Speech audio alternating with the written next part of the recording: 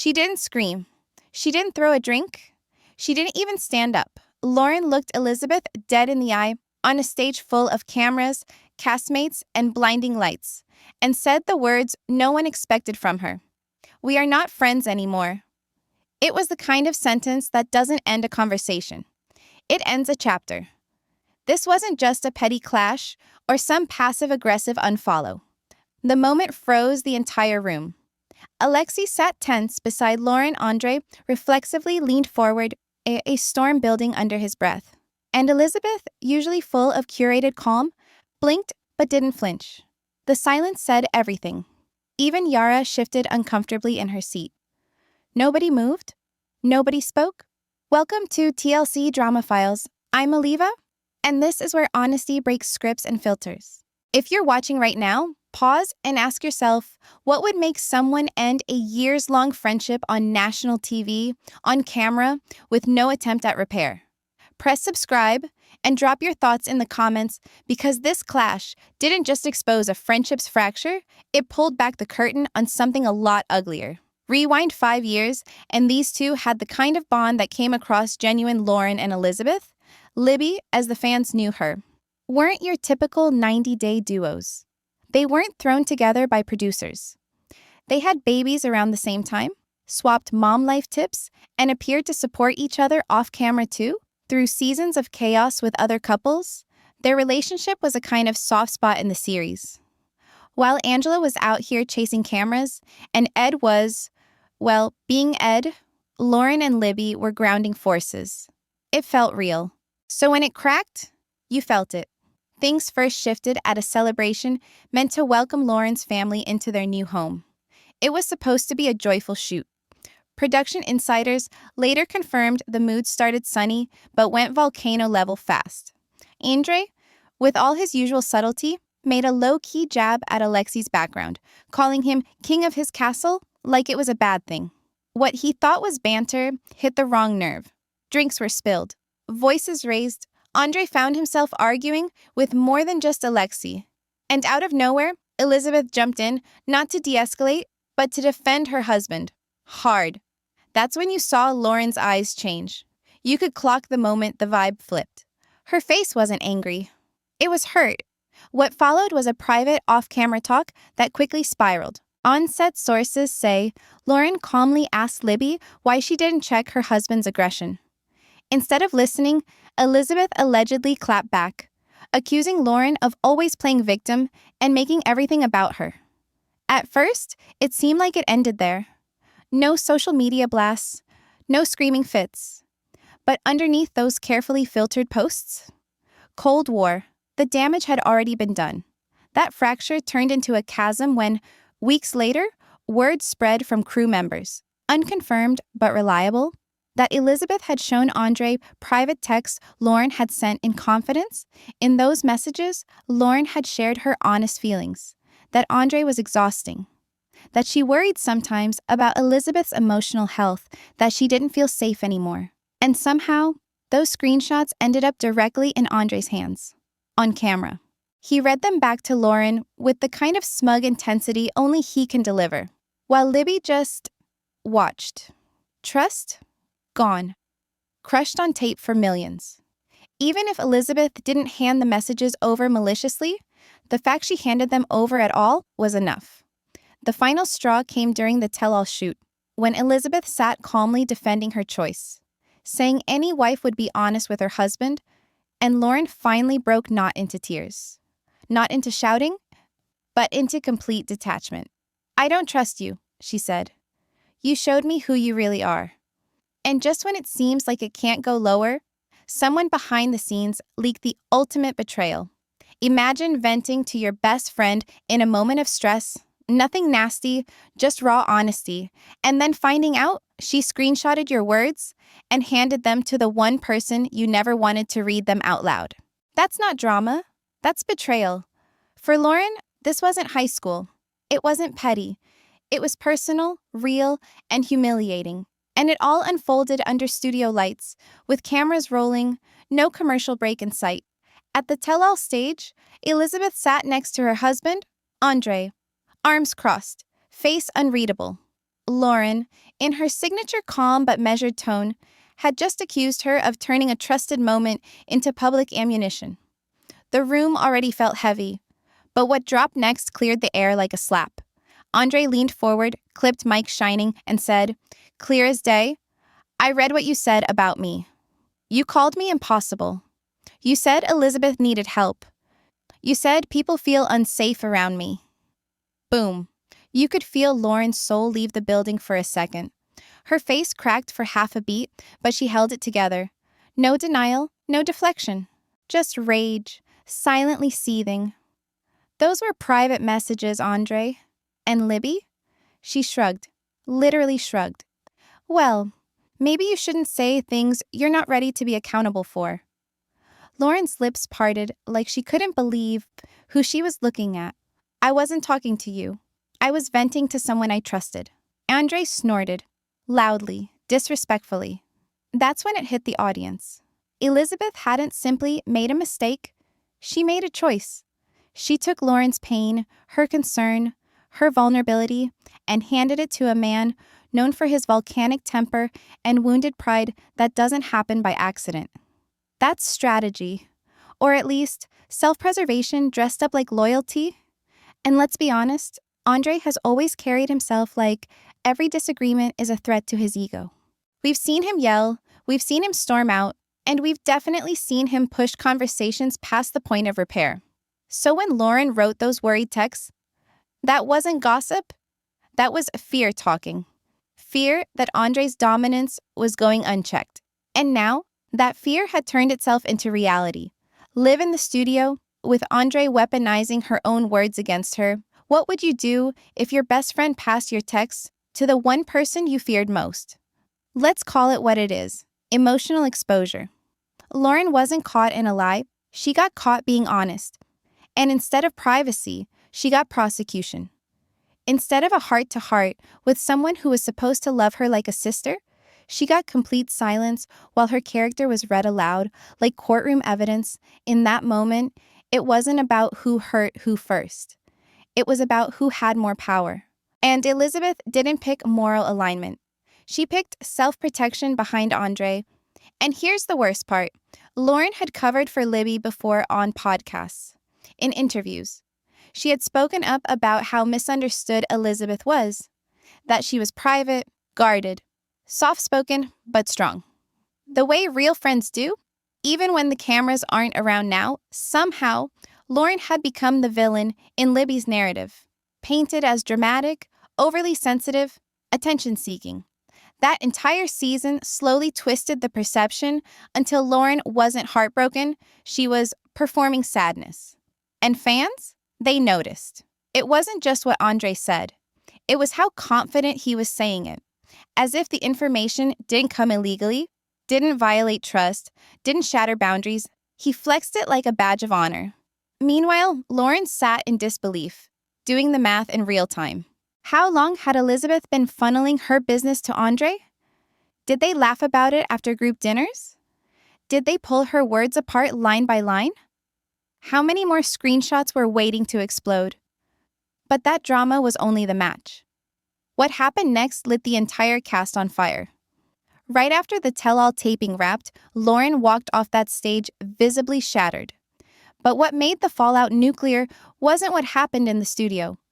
It was what happened the moment that little blue checkmark disappeared from Elizabeth's following list. In less than 2 hours, fans noticed Loren had unfollowed Elizabeth on Instagram. And Elizabeth unfollowed right back. To the untrained eye, it might seem like petty online drama, but to the 90-day fandom, that's code red. That's the reality TV version of deleting all your wedding photos after a breakup. It signals war, cold, digital, and very intentional. Then came the Instagram stories. Loren posted first. A muted selfie. Puffy eyes, no filter, nothing promotional. Just a black text box. Believe people when they show you who they really are. Trust is a one-way street. No names. Didn't have to. 12 hours later, Elizabeth clapped back a grinning photo. Hair curled, makeup pressed, captioned, "Some people love playing the victim because it makes them feel powerful. I choose peace." peace? That was the same day Andre went live and called Loren a drama addict. Yeah, Liv, full chest. And that's when the comment section split wide open.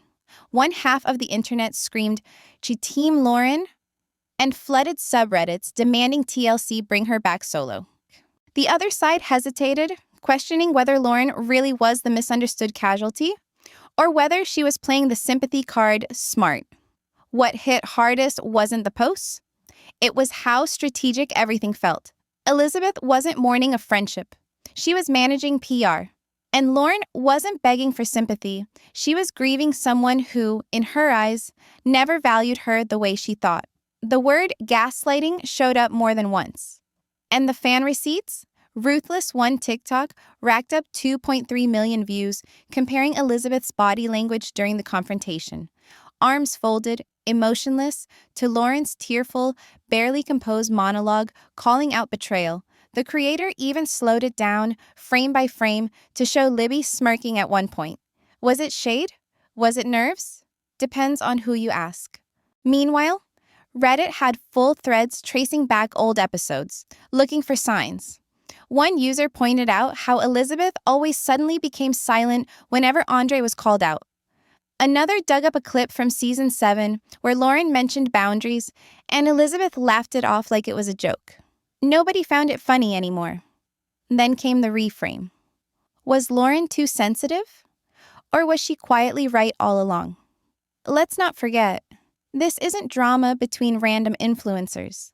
These women worked together, gave each other motherhood advice, talked postpartum anxiety, supported each other when fan trolls went too far. That kind of closeness doesn't snap overnight. It erodes. Fans noticed how other cast members responded too.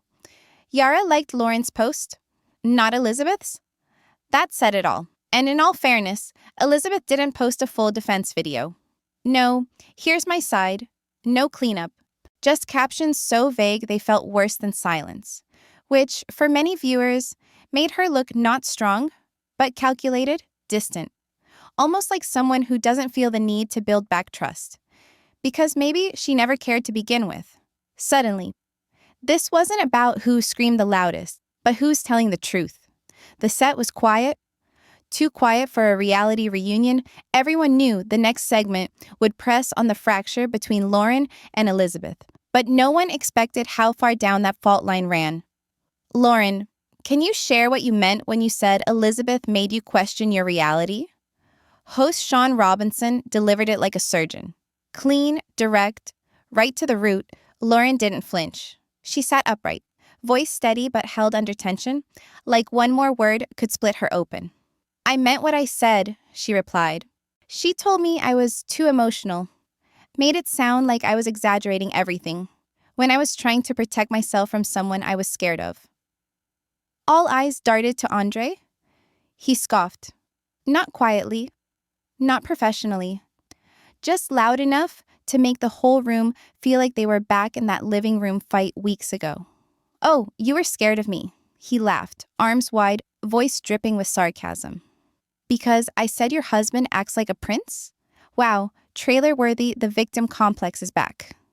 Loren didn't face him. She looked directly at Elizabeth. And Elizabeth, cold. Blank stare cold. Arms crossed, eyebrows raised, not a crack of empathy. You knew what he was like, Loren said, keeping her tone low. When I told you how it made me feel, you didn't defend me. You gave him my text instead. Silence. Elizabeth's voice was flat, methodical. I didn't give him anything. I just shared some of what you said. Because it involved him. My husband. Loren blinked hard. Shared. You gave him my private messages. You turned something sacred into a speech point for his next meltdown. Andre leaned in, booming. You can't talk trash and play saint, pick one. Loren, from day one, you stir things up by pretending to be sweet. Now Alexi snapped. Don't speak to my wife like that. Studio tension hit the roof. Sean tried to jump in. Guys, one at a time, please. But the control was slipping. Fast. You act like everyone is beneath you. Loren fired at Andre before finally standing up. And Elizabeth let you. That's why I can't be friends with you. You watched him humiliate me and acted like I was the problem. This is so dramatic. Elizabeth whispered without even fully looking at her. You love attention. That's why this is happening. It's the Loren show. That stopped the entire room. No gasps. No clutching pearls. Just the sound of everyone else realizing this friendship might have never been equal to begin with. Loren, voice cracking, dropped the line that sent fans into overdrive. You gaslighted me. You made me feel like I was making everything up. Like I was crazy, but I wasn't. I just saw you clearly for the first time. Elizabeth's mouth twitched, but no emotion showed in her eyes. Not anger, not sadness. Nothing. Just detachment. That's what made fans scream in the comments afterward, not the yelling, but the complete lack of care from someone who called Loren. Her sister Andre stood again, ready to shadow over the conversation, but security gave a visible nod from the sidelines. Sit down or get pulled. And Andre, aware of the optics now, backed off with a theatrical smirk. What was supposed to be closure turned into an autopsy. Every little facial cue, every sarcastic headshake, every failed apology, replayed in GIFs on Twitter for days. Most heartbreaking of all, Loren didn't cry.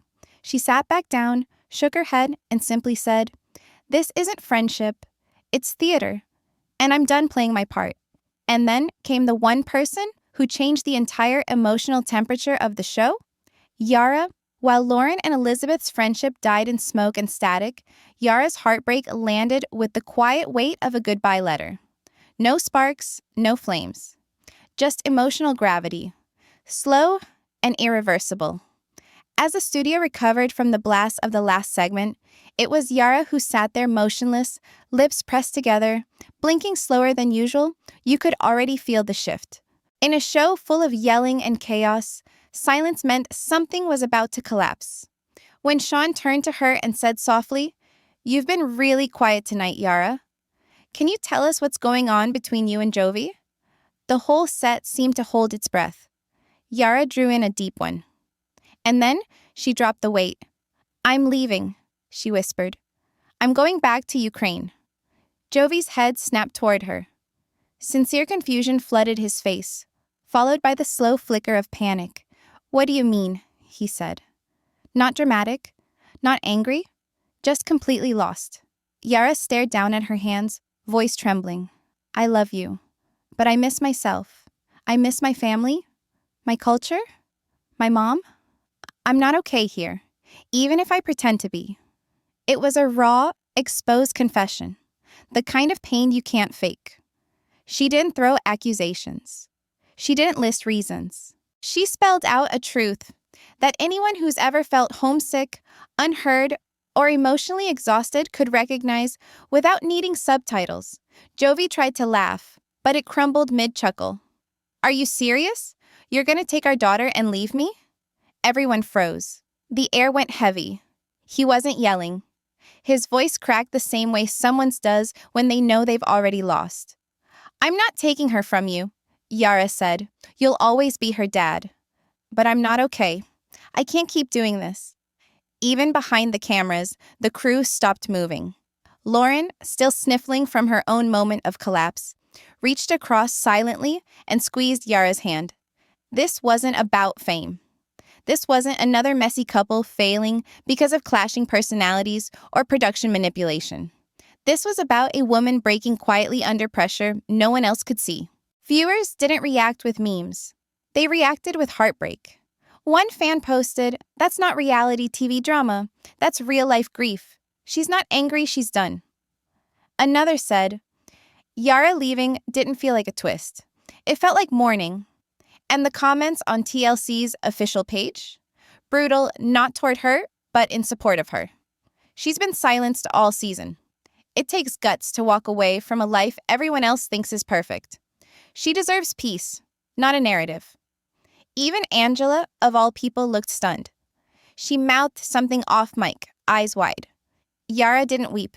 She blinked slowly, but the tears stayed suspended in her voice. Instead of sliding down her cheeks, Sean stepped in carefully. "Do you mean for good, Yara, or just to visit?"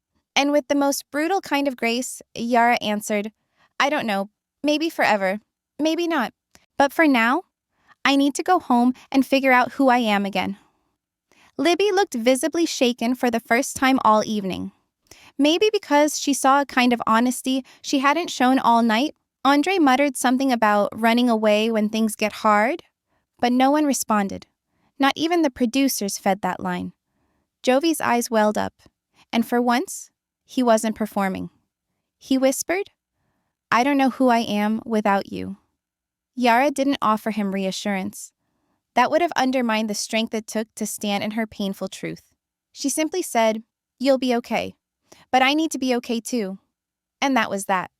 No big emotional meltdown, no dramatic exit. She stayed seated, quiet, trembling.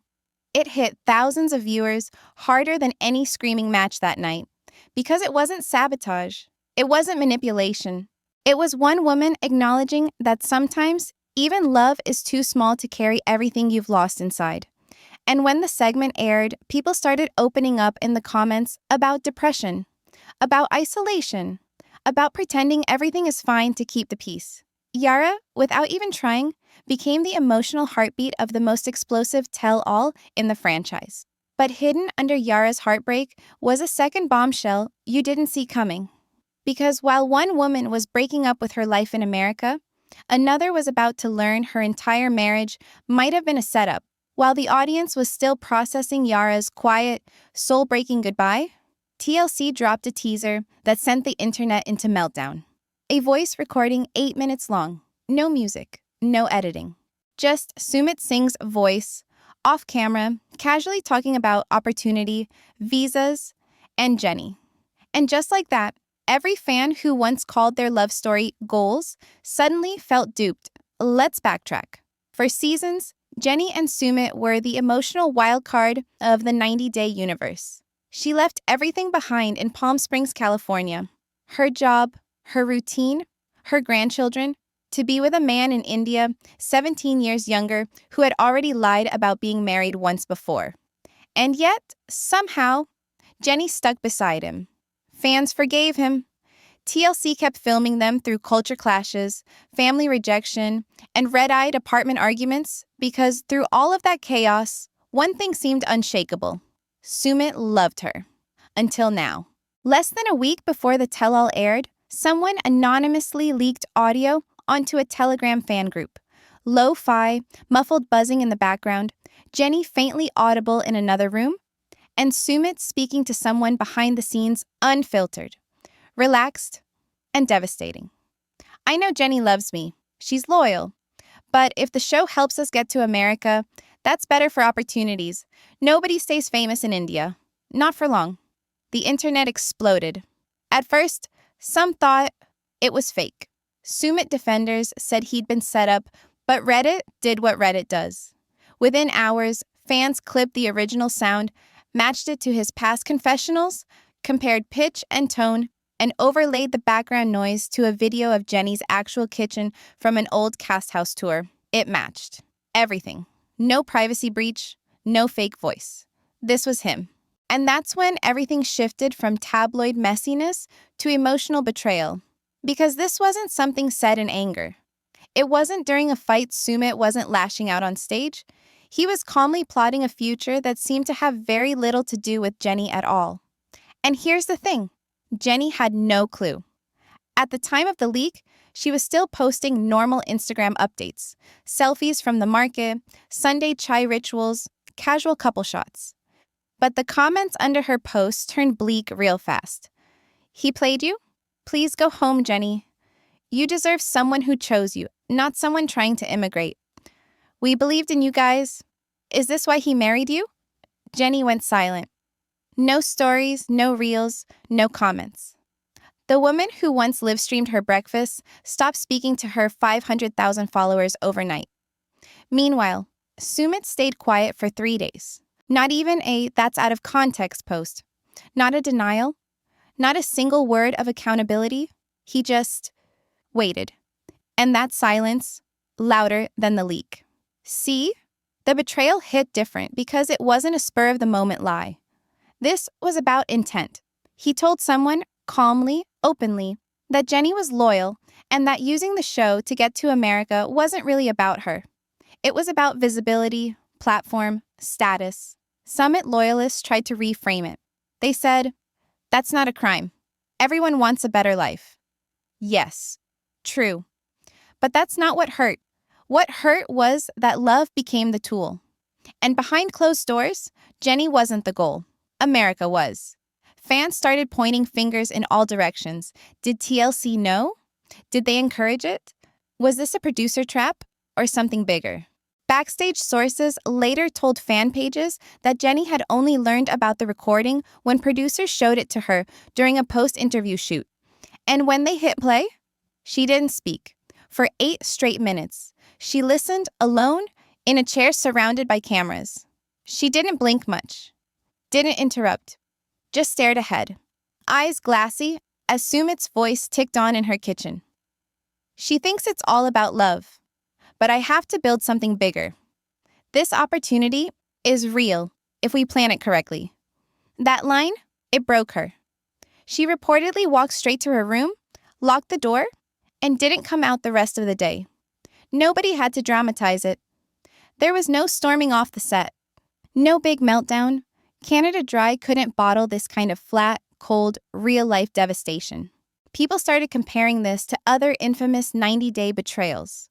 But for many, it eclipsed them all. Because this wasn't about cheating, or sudden divorce threats, or explosive yelling, it was worse. Because she gave him everything, her entire life, only to find out she might have been nothing more than step 1 in a 10-step PR move to get stateside and coming from the wholesome couple of the show. That betrayal shook this franchise at its axis. The most trusted love story in 90-day history was about to implode, and it was all recorded. When Jenny finally heard the full recording, she didn't scream.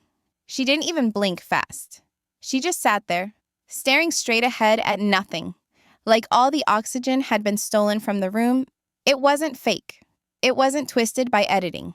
It was Sumit's actual voice from inside her own apartment, plotting a life that didn't really include her. He called her loyal. He said the show could help him get to America. He said nobody stays famous in India anyway. And Jenny?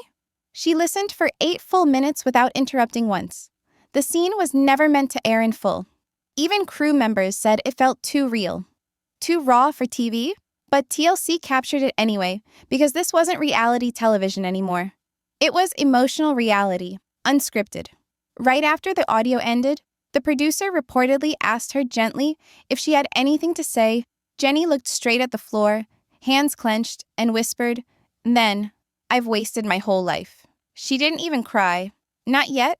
That kind of devastation hits in delayed waves. You could see it in her breathing patterns. She wasn't absorbing the betrayal in that moment. She was trying to survive it. Her entire body was locked, frozen in disbelief.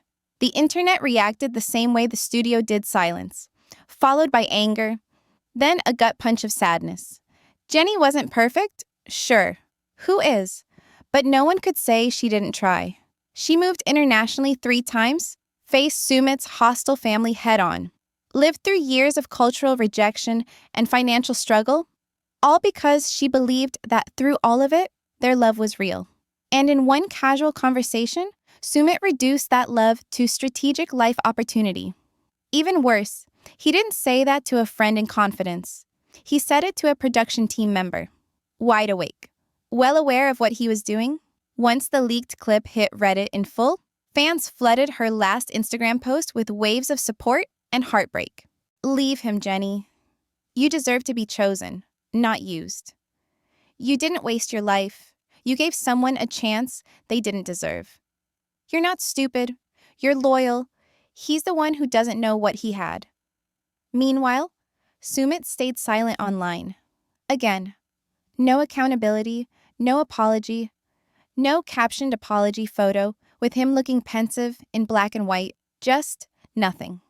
Until his PR misfire, he gave a statement, not to Jenny, not to his fans, but to a Bollywood blog, where he said the recording was taken out of context and that every immigrant talks about opportunity. That might have been salvageable, If he hadn't ended the quote by saying, "People don't get how TV relationships work. The internet twists everything." So now he wasn't just deflecting, he was blaming the audience. And people weren't having it. By the time #Justice for Jenny started trending, it was clear. This wasn't just scandal. It was core betrayal. Grown women went online saying the story made them question their own long-distance relationships. Daughters posted videos of their moms crying with Jenny during the scene. Even former cast members of the franchise issued vague but clearly directed sympathy posts. And Jenny? Still no post. The woman who once gave fans daily updates about Suraj-Kun markets and freshly cooked bindi had simply gone offline, until one paparazzi photo surfaced 3 days later, showing her at Delhi's Indira Gandhi airport alone. No luggage, just a purse and a phone. Her shoulders hunched, her posture soft, her world shifting under her. Reporters claim she told them quietly, "I haven't processed anything. I just need time." And that line echoed hard across every fan who'd ever been blindsided. Because here's the truth. You don't walk away from a situation like this with closure. You walk away with questions you never get answers to. What was real? Was there ever a moment where she wasn't a means to an end? And how long has he been thinking this way behind her back? Friends gone, family torn apart, country left behind. All chips placed on a man who now blames context instead of taking responsibility. This was the emotional collapse fans didn't expect and couldn't look away from. And once again, it was the women left with nothing but the truth, and the men walked away online, pretending it was all a lie. When the tell-all ended, so did everyone's illusions. Elizabeth sat on the far end of the couch, arms folded neatly across her chest, head tilted just enough to look composed. Not defeated, not remorseful, just blank. Not once did she apologize on camera. Not once did she acknowledge the storm she helped set off. And that silence? It cost her. Fans didn't wait for TLC to step in. They took matters into their own hands. By the next morning, #cancel Elizabeth and #gaslightgate were trending across TikTok and Twitter.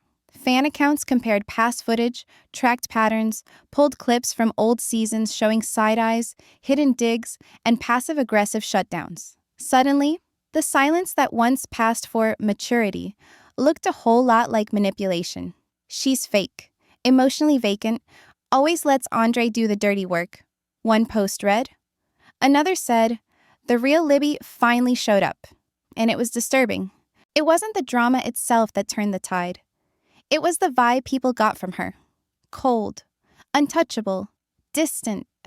She's the kind of person who could destroy a friendship, then call it a misunderstanding. Meanwhile, Loren? Crowned. Viewers rallied hard behind her, not because she cried louder, but because she didn't try to play perfect. People saw themselves in her frustration, her confusion, her refusal to be gaslit into thinking her feelings were too much. She stood her ground through pain, through tears, through silence. One comment said, "That's not weakness, that's real strength."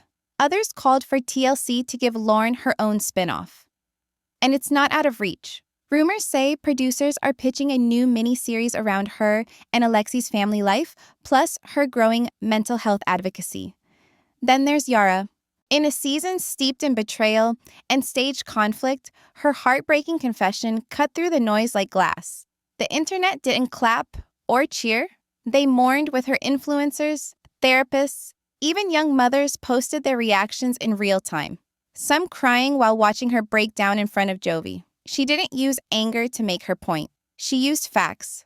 The loneliness, the cultural divide, the ache of missing home. What made Yara's story so powerful was what she didn't say. She could have dragged Jovi. Instead, she protected him, focused on herself, owned her decision, and in doing that, she showed a generation of women, in real time, that choosing yourself isn't betrayal. It's a form of survival. Even Jovi, who was once slammed for his immaturity, earned some unexpected sympathy. Viewers saw what heartbreak looks like when a man realizes too late he didn't listen closely enough. His final words, "I don't know who I am without you," Stuck Yara is now back in Ukraine with her daughter Mila. No press tour. No staged Instagram shoots. Occasionally, she goes live from her mother's home, quietly feeding her daughter, laughing under the same roof she grew up in, and it feels peaceful. Then came Jenny, the most painful transformation of all. She didn't break down on stage. She disappeared. Every ounce of social media activity stopped public sightings placed her in the Delhi airport. Then, weeks later in California, with no word on whether she left permanently or just for space. TLC insiders claim that her legal team has asked the network to review her image rights and contracts. There's a real possibility that Jenny has stopped playing nice and may be looking into legal options for what she calls emotional exploitation. And Sumit? Still no apology. Still no meaningful post beyond a vague quote captioned underneath a tourist selfie. Even his former defenders have backed off. Reddit commenters who once defended him now write sentences like, "We were fooled, he was charming for the cameras." This wasn't a one-night scandal anymore. It became a study in emotional intelligence, who took accountability, who redirected blame, who weaponized silence, who built a brand off of soft-spoken manipulation, and who stood up even when the cameras turned off. The allegiances that once seemed ironclad are officially destroyed. Elizabeth and Andre remain on an island, isolated, their relevance fading under a wave of public backlash. Libby's attempted peace post now sits with thousands of hate comments and no replies. In fact, according to leaked discussions online, TLC may be reconsidering their future, with the couple producers are choosing storylines with empathy, honesty, and real impact now. Because fans, especially after this season, aren't entertained by chaos anymore. They want truth. And the truth is, some of these women didn't just survive betrayal. They evolved. Loren is rebuilding with peace, clarity, and a stronger understanding of her voice. Yara is raising her daughter in safety while reconnecting with her roots and healing from emotional fatigue. Jenny is quietly regaining her agency, not with tears, but with distance and perhaps a lawyer they didn't break. They broke free. And if you think this season couldn't get more real, wait until you see who's trying to come back next. Because if the rumors are true, someone might be heading overseas to win back what they lost, and not everyone will welcome them home.